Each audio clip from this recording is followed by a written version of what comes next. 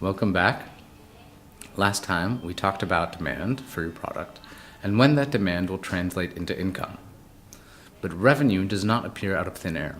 It requires effort and money to create your product, otherwise known as supply and expenses. In other words, what are the costs associated with getting my product to the market and getting potential customers to use it? In order to address this, founders need to focus on three components of cost. The first is what's known as sunk costs.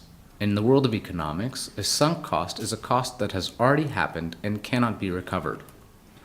For a founder, what you must understand is that you cannot expect an investor to take into consideration sunk costs from the past as part of their investments.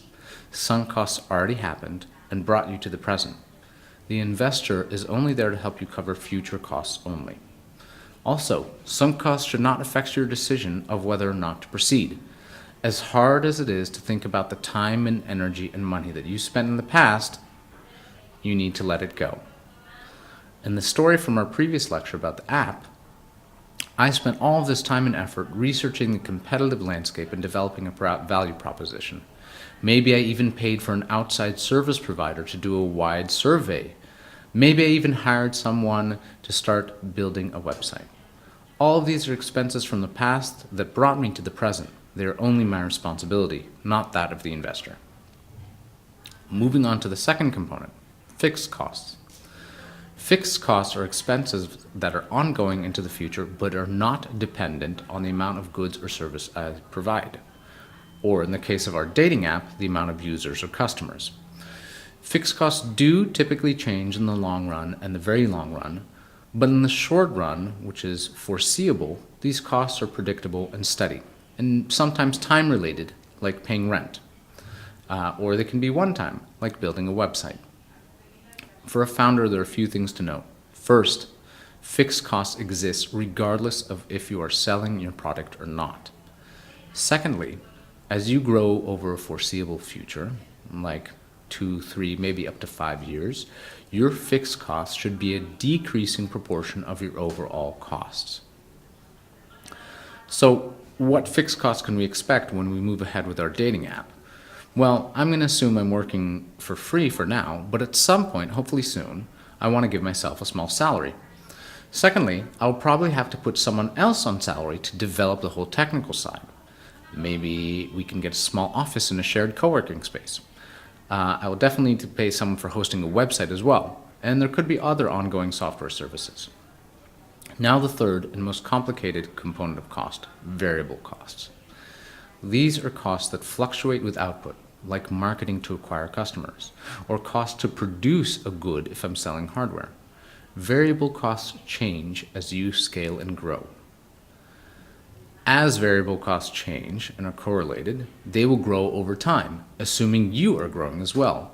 But unlike fixed costs, the variable cost per unit, when related to the amount of product, sometimes increases, sometimes remains neutral, and sometimes decreases. For example, you may have heard of something called customer acquisition cost, which is all the costs associated with marketing to and gaining customers. This will change over time. Sometimes it'll be higher, sometimes it'll be lower, and it depends on where I am in the startup life cycle. So let's think about the variable costs associated with my dating app. I'll think of everything that can affect the growth of my business. My goal is to sign up coffee shops, which are effectively my paying customers. The end users are those who are going to be looking for good dating solutions. But the people that I'm initially selling to are coffee shops.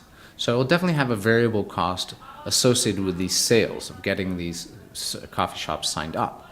And I'm probably going to have an integration cost as well to get them on the system. In addition, I will definitely have marketing and advertising costs to get end users aware and excited about the product. Costs are much easier to understand, and especially in the short run. So I want to manage my expectations from the beginning. This will allow me to wrap my head around what it really takes to get my business started, and I can think about what expenses I will incur and when, and where I should look for funding and for how much. So what do? I'm going to make a table and list out every possible expense I can think of by type, as well as any other details that are relevant, like when the cost will happen, if it's recurring or one time, and other important factors. Here's our example from the dating app. This table allows me to organize everything and can quickly be summarized in a graph or chart showing me expenses over time at a monthly, quarterly, or annual level. You can see I have initial costs, building website, surveys, website hosting, etc., as well as other details that help me organize everything. And don't forget to ask for help. Ask someone who has gone through the process before you to help you understand what expenses are necessary and what fees you can expect. And don't worry about the exact specific amount. For now, it's more important to understand that there's something there. Later on, you can figure out how much it really costs. That's it for now. Next time, we'll talk about overlaying revenue with expense and getting a general framework and strategy for the business and setting the right expectations.